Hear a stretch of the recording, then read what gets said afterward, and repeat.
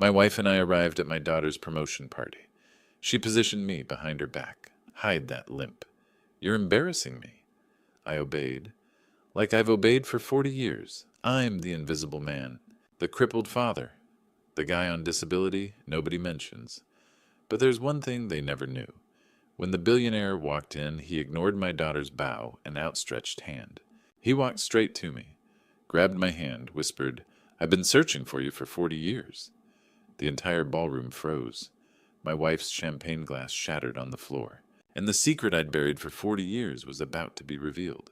Comment your age plus your biggest regret in 3 words. Go. I'll reply to as many as I can. And drop like if you think this billionaire is about to change Logan's life or ruin it. It happened the night my daughter got promoted to vice president. Maeve had rented a ballroom at one of those fancy downtown Chicago hotels for her celebration. I should have been proud. I was proud. But that's not what I remember most about that night. What I remember is Judith grabbing my arm before we walked in. "Don't limp, Logan," she hissed, "and stay in the back. This is Maeve's night, not yours." I nodded. After 40 years of marriage, I'd learned when to keep my mouth shut. The ballroom was packed with executives in expensive suits, all holding champagne and laughing too loud. Maeve stood near the front, in a red dress, surrounded by people congratulating her. She glanced our way when we entered, gave Judith a wave, and ignored me completely. That was normal. "There," Judith pointed to a corner near the bar. "You can stand there, don't wander off." She headed straight for Maeve while I made my way to my assigned spot. The limp was worse in the evenings, and the brace under my shirt dug into my lower back with each step. L3, L4 vertebrae, the doctors called it. I just called it my permanent reminder that some things don't heal. From my corner, I watched the party unfold without me. Presentation screens showed architectural renderings of Maeve's new project, a luxury high-rise going up downtown. I squinted at the address listed at the bottom. Near the Loop, 4th floor mentioned in the plans. Something about that address made my spine tighten. I knew it, didn't I? But trying to remember was like grabbing at smoke. It just made my back hurt worse. Another screen displayed a memorial plaque design. In honor of unknown heroes, 1984. It read with a grainy group photograph below men, in uniforms faces too blurred to identify. Looking at it made my chest feel tight, though I couldn't say why. Maeve's voice carried across the room. Honoring the past while building the future of Chicago. I shifted my weight, trying to ease the ache. 67 years old, and I couldn't stand at my own daughter's party without my spine screaming. Nobody noticed me standing there. I'd gotten good at being invisible. That address wouldn't leave me alone. Downtown Chicago, 4th floor.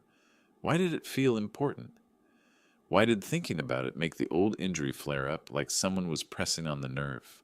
The crowd began to quiet as an MC took the microphone. "Ladies and gentlemen, if I could have your attention, please." The conversations died down. "We're honored tonight to have a very special keynote speaker," the MC continued.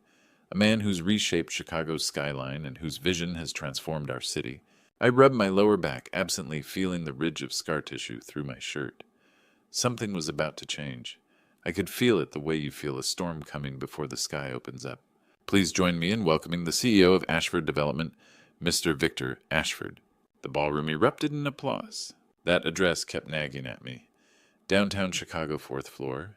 It made my back ache worse just thinking about it, but I couldn't remember why. Then the CEO walked in, and everything changed. He walked in like he owned the room. In Chicago real estate, he basically did. Victor Ashford moved through the ballroom doors with the kind of presence that made conversations stop. Silver hair, expensive suit, everything about him said power. But there was something else, the way he held his left arm slightly protective, like it still remembered an old injury. Maeve practically ran to the greeting line. Judith grabbed my elbow. "Come on," she hissed. "We need to be in the greeting line." She positioned me like furniture. Maeve in front, hand ready, Judith beside her, and me behind them. Literally behind them, half hidden by Judith's shoulder. "Stand there," Judith whispered. "Don't say anything." Victor Ashford crossed the floor. People parted automatically. Maeve straightened her dress. Judith touched her hair, both so focused on impressing him that they didn't notice what I noticed. Victor wasn't looking at them. His eyes were scanning behind us, looking for something. Then his gaze landed on me. I was shifting my weight, easing the ache in my lower back, favoring my right leg, taking pressure off the left. the movement I'd made 10,000 times. Victor Ashford's face went white. He stopped walking, just stopped 3 feet from Maeve's extended hand. His eyes locked on my legs on the way I was standing. "Mr. Ashford," Maeve said brightly, "it's such an honor." He walked right past her, didn't even glance at her hand, just walked past like she wasn't there. Maeve's smile faltered. Judith tried next. "Mr. Ashford, welcome." He walked past her too, past Judith's practiced smile, past her perfectly chosen words, like they were strangers on a street corner. The ballroom went quiet. Hundreds of eyes watching this break in protocol. CEOs didn't ignore their hosts. But Victor Ashford wasn't looking at hosts. He stopped directly in front of me, close enough I could smell his cologne, close enough to see the tension in his jaw. He stared at my legs, at the way I was standing, at the limp I'd been told to hide. "What's going on?" Judith whispered sharply. "Logan, what did you do?" I couldn't answer, because Victor Ashford was staring at me, and something about his face, the emotion barely held in check, made my heart pound. "Mr. Ashford," Maeve tried again, voice strained. "I'm the vice president of—" Victor raised one hand, commanding. Wait, he never took his eyes off me. "That stance," he said quietly, voice rough. "The way you shift your weight, the left leg." My mouth went dry. "How did you—" 40 years, he interrupted. His eyes moved from my legs to my face. Recognition, grief, something I couldn't name. "I've spent 40 years looking for the man who stands exactly like that." The ballroom was dead silent. Victor took one more step closer. His hands were shaking. "That limp," he whispered. But in the silence, everyone heard. I'd know it anywhere. Judith tried to pull me back. "What's going on?" she hissed. "Logan, who is this man?" But Victor Ashford's eyes never left mine. He stepped closer. Close enough that I could see the lines around his eyes, the gray in his hair that matched mine. Close enough to see something in his expression that made my chest feel like it was in a vice. "Oh, L4 vertebrae," he said quietly. His voice was rough, like every word cost him something. "Crushed by a steel beam, 1984. My blood turned to ice. How did he know the doctors had told me L3, L4? The exact vertebrae. The technical medical term I'd heard 1,000 times in hospital rooms and physical therapy sessions. But that was 40 years ago, and I'd never told anyone outside of doctors in downtown Chicago. Victor continued. His hands were trembling now. "4th floor, you came back 3 times. The world tilted. 4th floor, downtown Chicago, came back 3 times. And suddenly I wasn't standing in a ballroom anymore. I was 27 years old, smoke in my lungs, flames licking up the walls, and a young man's voice screaming for help from somewhere above me. "You," I whispered. The word barely made it past my throat. "You were on the 4th floor." Victor's eyes filled with tears. He nodded once sharp and quick, like he was afraid if he moved too much, he'd fall apart completely. "I've been searching for you for 40 years, Captain Warren." Captain Warren? Nobody had called me that in 4 decades. "Dad?" Maeve's voice sounded distant, confused. "What is he talking about?" "You know, Mr. Ashford, this is ridiculous," Judith started. "Logan was never, Victor turned to her. Just a look. That was all it took." She stopped talking. He turned back to me and placed both hands on my shoulders. Not grabbing, not demanding, just holding on, like he needed to know I was real. "Everyone needs to hear this," he said, but he was speaking to me, not to them. "This story, what you did." He raised his voice, then addressing the silent ballroom. "What this man did." 300 people stood frozen watching us, watching me, the security guard from the north side who'd spent 40 years trying to disappear. Victor's grip on my shoulders tightened. "Captain Warren," he said, and his voice cracked on my old title. "Will you tell them what happened? Or should I—" I looked at him, really looked at him, and through the expensive suit and the silver hair and the success written all over him, I saw a 27-year-old kid with architectural plans clutched in his burned hands, coughing smoke, certain he was going to die. 40 years fell away in a heartbeat. "It's been 40 years, I said slowly. My voice sounded strange to my own ears, but I'll tell it. Victor's eyes closed briefly, like I'd given him something he'd been waiting for his whole life. Then he helped me step forward. Actually helped me, one hand on my elbow, guiding me past where Judith and Maeve stood frozen, past them, to the center of the space where everyone could see me, where my limp was visible, where my age showed, where 40 years of being invisible ended. Victor stood beside me, his hand still on my shoulder. "Brothers, That's what we looked like, I realized. Two old men who'd survived something together. Tell them, Victor said quietly, just to me. Tell them about the fire. I took a breath, looked out at the sea of faces, at Maeve's pale, confused expression, at Judith's tight-lipped fury, at 300 strangers who had no idea what they were about to hear, and I closed my eyes. The ballroom disappeared, the expensive suits, the crystal chandeliers, Maeve's hurt face. Judith's anger, all of it faded like smoke. I was 27 again, standing in front of a 6-story building in downtown Chicago that was eating itself alive with fire. And the call had just come in. I closed my eyes in that ballroom, and I was back. 3:47 p.m., June 14th, 1984. Structure fire downtown. Partial collapse, multiple victims trapped. The dispatcher's voice crackled through the radio as Engine 17 screamed toward the loop. I was 27 years old. Captain Logan Warren, Chicago Fire Department. I'd been on the job for 5 years. I thought I'd seen everything. I was wrong. The building was 6 stories. Smoke poured from every window. We arrived at 3:53 p.m. The structure groaned like a dying animal. People screamed from the windows, some waving shirts, some just screaming. My lieutenant, Danny Fisher, grabbed my shoulder. Warren, this thing's coming down. We get 1 shot. Then we make it count. The first rescue took 8 minutes. We found 6 people trapped on the 2nd floor, office workers, huddled behind overturned desks. The smoke was thick black, suffocating. We got them out through the emergency stairwell. 6 souls. Safe. Outside, Danny pulled me back. Warren, the structure's failing. We got who we could... There's more up there. Logan, don't... I went back in. The 3rd floor was hell. The fire had spread horizontally, eating through the east wing. We found 5 more people, 3 secretaries, a custodian, and a young man in a suit clutching a roll of blueprints. He couldn't have been older than me. Burn marks on his left hand, eyes wide with terror. Come on, I grabbed his arm. Leave the damn blueprints. I can't, they're the only copies. I didn't argue. I just pulled. We got all 5 out. The young architect stumbled onto the sidewalk, coughing, still holding those blueprints. He looked at me through the smoke. Thank you, he whispered. I nodded. 11 people saved. My job was done. Then we heard the scream from the 4th floor. Danny grabbed my jacket. Warren, no, that's an order. Then fire me when I get back. The stairs were gone. I had to climb through wreckage, twisted metal, burning wood, collapsing drywall. The heat was unbearable. My mask fogged. The 4th floor hallway was a furnace. And there he was, the young architect, the one I'd just saved. He'd gone back inside. What the hell are you doing? I shouted over the roar of flames. The blueprints, I dropped them, the originals are in my office. Are you insane? They're 3 years of work. I can't. A support beam cracked above us. I didn't think. I just moved. I grabbed him, threw him toward the window. Go! He stumbled. I pushed him through the emergency ladder. He tumbled onto the platform outside just as the ceiling gave way. The steel beam caught me across the back. I heard it before. I felt it. A metallic shriek, then a sound like a gunshot. My spine. The world tilted. I hit the floor face first, and the beam pinned me. I couldn't move my legs. I couldn't feel anything below my waist. The last thing I remembered was smoke, fire, and the young man's face above the wreckage screaming for help. I woke up 3 days later in Northwestern Memorial Hospital. The doctor stood beside my bed chart in hand. Captain Warren, you're very lucky to be alive. My legs...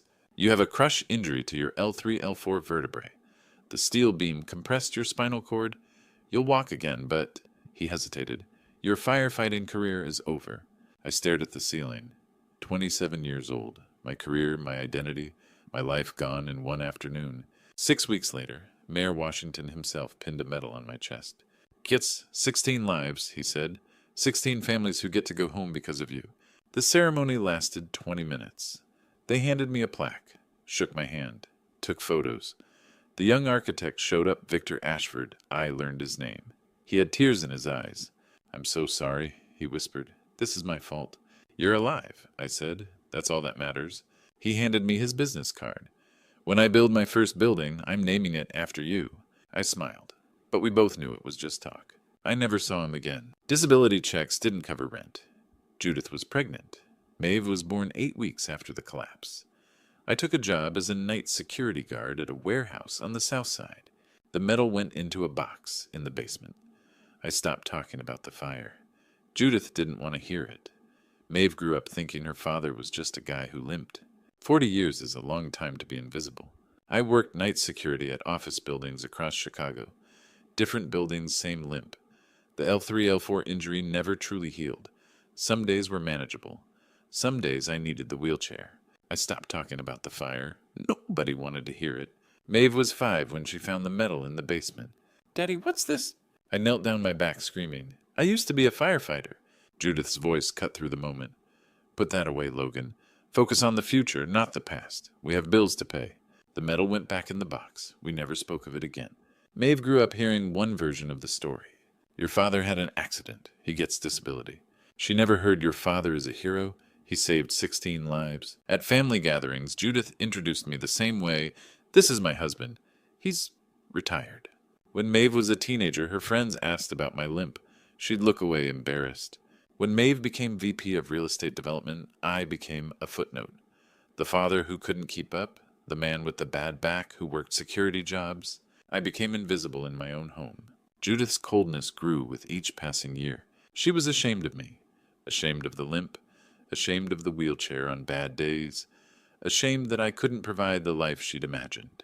"You used to be somebody," she'd say during arguments. "Now you're just this." I'd look at the basement door, at the box with the metal inside, at the man I used to be. Captain Logan Warren, Chicago Fire Department. 16 lives saved. But that man was gone, buried under 40 years of silence. 40 years. That's how long I'd been invisible. And then tonight, I was standing in that ballroom in downtown Chicago. I opened my eyes. The flashback ended. I was back at Maeve's promotion party. Victor Ashford's hand was still on my shoulder. His grip was firm, steady. The ballroom was silent. 300 people, executives, developers, Chicago's elite stared at us. They'd heard everything. The fire, the rescues, the steel beam, the 40 years. Some were crying. I looked at Maeve. Her face was pale, tears streaming down her cheeks. Her mouth hung open. She looked at me like she was seeing me for the first time. I looked at Judith. She looked like someone had slapped her. Her eyes were wide, her lips pressed into a thin line. No words, just frozen shock. Victor squeezed my shoulder. His voice was thick with emotion. "This man saved my life 40 years ago," he said to the room. "I've been searching for him ever since." The silence deepened. Victor reached into his jacket pocket. "I've carried something with me every single day for 40 years, he said quietly. "Something I wanted to show him if I ever found him again." He pulled out something folded and yellowed. Maeve's hand went to her mouth. Judith took a step back, and Victor Ashford held up the one thing that would change everything. Victor unfolded the yellowed paper slowly, carefully, like it was sacred, because to him it was. He held it up for the entire ballroom to see. It was the front page of the Chicago Tribune, June 15, 1994. The headline read, "Chicago Fire. Captain Injured, Rescuing Final Victim." And there in grainy black and white was a photograph of me, 27 years old. CFD uniform torn and bloodied, being loaded into an ambulance. My face young, determined, in agony. I barely recognized myself. Victor's voice filled the silent ballroom. June 1984. I was 27 years old, a junior architect. I had my whole life planned out. He paused, looking down at the newspaper. I was working on blueprints for a downtown building when the fire broke out. I got out with the first group. But I'd left the blueprints behind. I know it was stupid, but they were 2 years of my work. His voice tightened. I went back for them. The stairwell collapsed behind me. I was trapped on the 4th floor. He looked at me. His eyes glistened. This man, Captain Logan Warren, he went back into that building 3 times that day. The ballroom was frozen. First trip saved 6 people. Second trip saved 5 more, including me the first time. His crew ordered him to pull out. The building was collapsing. He refused. Victor's voice cracked.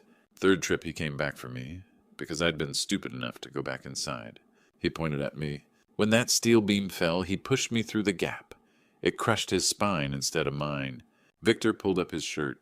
The entire left side of his torso was covered in burn scars, deep twisted discolored skin that stretched from his ribs to his shoulder. His left arm scarred from wrist to bicep. Gaze rippled through the crowd. "These scars are from the fire 40 years ago," Victor said quietly. "They remind me every single day." He pointed at me. "His scars ended his career at 27 so I could have mine." Victor's voice grew stronger. "I built my empire on guilt and gratitude. Every building I design has the most advanced firefighter safety systems in the country. I founded the First Responder Foundation because of Captain Warren. I spent 40 years searching for him, private detectives, dead ends, false names. He held up the newspaper again. I knew his name, Logan Warren, Chicago Fire Department, but he disappeared. No forwarding address, no social media, nothing. His voice broke. And tonight, at his daughter's party, celebrating a new building in downtown Chicago, I finally found him. He paused, standing in the back of the room, hiding, like he was nobody. Victor turned to face Maeve. "Do you know where you're building, Maeve?" Maeve shook her head slowly. Tears streamed down her face. She couldn't speak. Victor's voice was gentle, but every word cut like a blade. "The exact address where your father's spine was crushed, saving my life." He pointed at the memorial plaque design still displayed on the screen behind us. "That memorial you designed for unknown heroes of 1984? His voice hardened. "Your father is one of them. Captain Logan Warren, Chicago Fire Department." Maeve's hand went to her mouth. A sob escaped. Victor's tone sharpened further. "This man saved 16 lives that day. 16 families got to go home because he ran into a burning building 3 times, when everyone told him it was suicide. He lost his career, his livelihood, his identity. He spent 40 years working night security, living in chronic pain, being invisible in his own home." Victor looked directly at Maeve. His voice was quiet now, but the pain in it was devastating. "You're building on the exact ground where your father became a hero, Maeve. That memorial you designed for unknown heroes? He's one of them." He paused. "And tonight, you made him stand behind you like he was nothing." Maeve's face crumbled. "I didn't know," she whispered, her voice breaking. "Dad, I didn't know." Mascara streaked down her cheeks. Her hands shook. "Why didn't you tell me? Why didn't anyone tell me?" I looked at my daughter, really looked at her for the first time in years. "You never asked Maeve," I said quietly. She remembered the years of ignoring me, rolling her eyes at my limp, telling her friends my dad's just on disability, never asking what happened to you, Dad, never wanting to know. "I'm sorry," she sobbed. You never wanted to hear about the past," I said. My voice was calm, steady. "You wanted me invisible." Judith tried to speak. "I didn't know it was that serious, Logan. You never—" Victor cut her off. His voice was ice. "He tried to show you. I'm guessing you told him to forget about it and move on." He turned to face Judith fully. "You made him hide tonight, at a party honoring the exact place where he was buried alive, saving other people's lives." Judith's face turned red. Her mouth opened, but no words came out. The ballroom was watching, judging. She was exposed, publicly, as the woman who had crushed a hero. Victor raised his hand for attention. "Captain Warren, I didn't just find you tonight." He paused. "When I tracked you down last month, I also found your old crew." The ballroom doors opened. 3 older men walked in wearing suits. Their backs were straight, their eyes sharp. Captain Henry Dalton, 70s, white hair, Logan's former lieutenant. Stanley Fisher, 70s, broad-shouldered, firefighter from 1984. Charles Simmons, 70s, lean gray beard, firefighter from 1984. They walked through the silent crowd toward me. Captain Dalton stopped in front of me. He stood at attention. He saluted. "Captain Warren, the Chicago Fire Department never forgot you, sir." My eyes burned. The first salute I'd received in 40 years. Fisher stepped forward. "We always wondered what happened to you, Cap." Simmons nodded. "You were the best of us. When you left, it wasn't the same." Short embraces. Firefighter brotherhood. 40 years dissolved in seconds. Dalton's voice was thick. "We thought you were dead. Or moved far away. We looked, but—" "I've been here the whole time," I said. "Just invisible." Fisher gripped my shoulder. "Not anymore, Cap. Never again." Someone in the ballroom started clapping. Then another. Then the entire room. A standing ovation. For Logan Warren, the invisible man, the security guard, the guy with the limp, the hero. My old crew stood beside me, 4 firefighters, brothers reunited. Maeve sobbed, trying to move closer, but paralyzed by shame. Judith stood frozen, trapped by her own cruelty. Victor stood with me, protective, proud. The applause continued. 300 people, standing, clapping, some crying. Captain Dalton stood at my right. Fisher at my left. Simmons behind me. A wall of brotherhood. Victor let it go on for 30 seconds. Then he raised his hand. The ballroom quieted. "I have one more thing," Victor said, turning to me. He pulled a business card from his pocket. "Captain Warren, I have an offer for you." Victor pulled out a business card and placed it in my hand. "Director, First Responder Foundation. Below it, salary $200,000 a year." I stared at it. That number was 6 times my security guard wage. "The foundation supports injured first responders," Victor said. We train new firefighters in safety protocols across the country. He paused. I need someone who understands sacrifice, someone who's actually lived with it. You'll work with fire departments nationwide, including Chicago. Captain Dalton stepped forward. CFD wants you back too, Captain Warren, as a senior advisor. You'll train the next generation. Teach them what real courage looks like. Victor handed me an envelope. This is back pay for 40 years, just a starting point. I opened it, a check, a significant amount. Victor continued. And one more thing. The building we're breaking ground on next month, it's being renamed the Warren Memorial Tower. His voice was steady, proud. Your name will be on that building forever, Captain. I looked at the card, the check, processing everything. I looked at Victor. I accept, on one condition. Name it. I do this my way. No more hiding, no more shame, no more being invisible. Victor smiled. Captain Warren, I wouldn't accept it any other way. We shook hands. Firm, equal, brothers. I turned to Judith. I'm moving out, tonight. Her face shock, then anger. You can't just... I cut her off, for the first time in 40 years. I can and I will. You spent 40 years making me ashamed of the best thing I ever did. I'm done with that. I'm done with you. Judith tried to salvage it. Logan, please, we can talk about this. There's nothing left to say. I turned to Maeve. Maeve, if you want to know about me, the real me, you can visit. But I'm done being invisible, even to my own daughter. Maeve nodded through tears. She couldn't speak. I turned toward the ballroom exit. I didn't hide my limp. I let it show completely. Captain Dalton walked beside me, Fisher on my left, Simmons behind me, a protective formation. Victor walked with us. Behind us, Judith called out, Logan, Logan, wait. I didn't turn around. I kept walking. The ballroom doors closed behind us. Outside, the Chicago night air was cold and clean.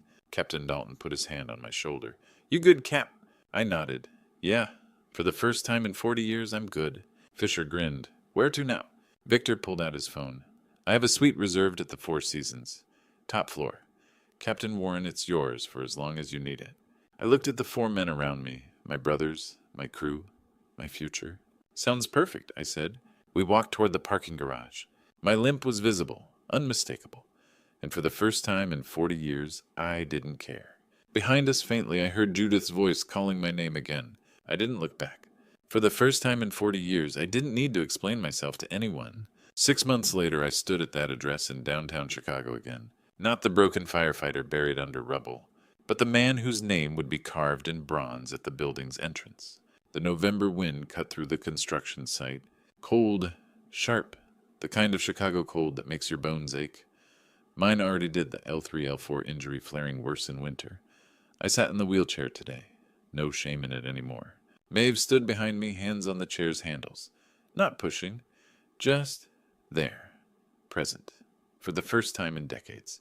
The memorial plaque gleamed under the gray sky. Captain Logan Warren, Chicago Fire Department. Hero, June 14th, 1984. I stared at my own name. 40 years. It took 40 years for the world to say it out loud. Victor's voice broke through my thoughts. This building stands because this man fell. The crowd, reporters, city officials, firefighters in dress blues turned toward me. Captain Dalton stood at attention. Fisher and Simmons flanked him.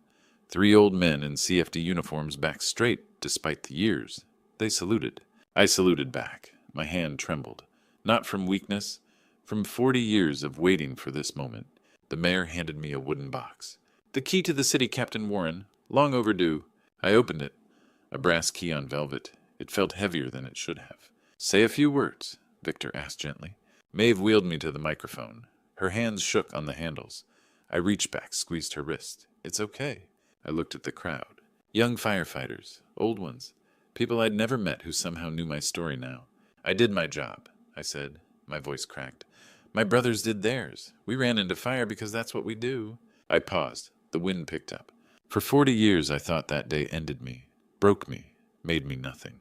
I looked down at my legs, at the wheelchair. Turns out it just changed what chapter I was writing. The firefighters stood straighter. Some of you will get hurt. Some of you already are, and people will forget. They'll stop seeing you. I locked eyes with Captain Dalton. He nodded. Don't let them make you invisible. Your scars aren't shame. They're proof you showed up when it mattered. The applause rolled like thunder, but I didn't hear it. I was watching Maeve wipe her eyes. After she wheeled me away from the crowd, we sat by the construction fence. The skeletal frame of the Warren Memorial Tower rose behind us 20 stories of steel, reaching toward the sky. I quit, Maeve said quietly. What? The real estate firm. I quit last month. I turned to look at her. Her eyes were red but clear. I'm building affordable housing for first responders, firefighters, EMTs, cops. She swallowed hard. People like you, who gave everything and got nothing back. My throat tightened. Maeve, you don't have to. I'm not doing it for you, Dad. Her voice broke. I'm doing it because of you. There's a difference. She knelt beside the wheelchair, took my hand. I spent 35 years not seeing you. I won't waste another day. I pulled her close. She cried into my shoulder. Real tears. Not the performance tears from the ballroom 6 months ago. These were grief and relief and love all at once. I'm proud of you, I whispered. I'm sorry it took me so long to make you proud. You're here now. That's what matters.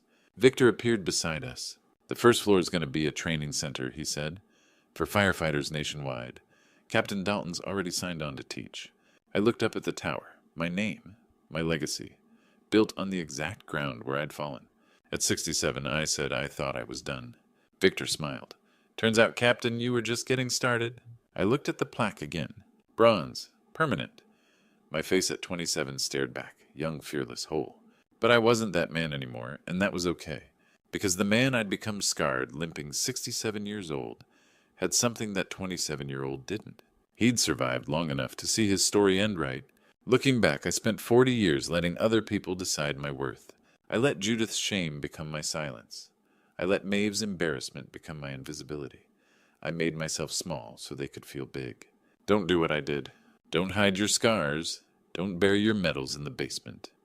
Don't let the people who should love you make you feel like you're not enough. God gave me a second chance at 67. Most people don't get that. Most people die invisible, their stories untold, their sacrifices forgotten. Here's what I learned. Your value isn't determined by who recognizes it.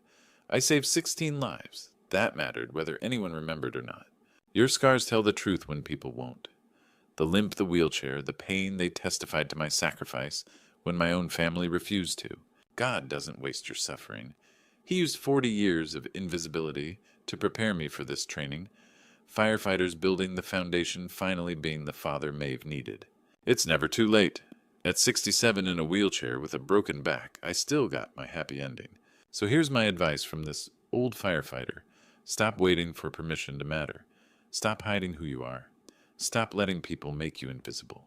You showed up. You sacrificed. That's enough. God sees it even when they don't. These grandpa stories aren't just entertainment. They're lessons. If this story touched you, drop a comment below about a time you felt invisible. Share this with someone who needs to hear it. Subscribe to Grandpa Stories for more true tales of courage, redemption, and second chances. Because every scar has a story, and every story deserves to be told. Hit that subscribe button. These Grandpa Stories might just change your life,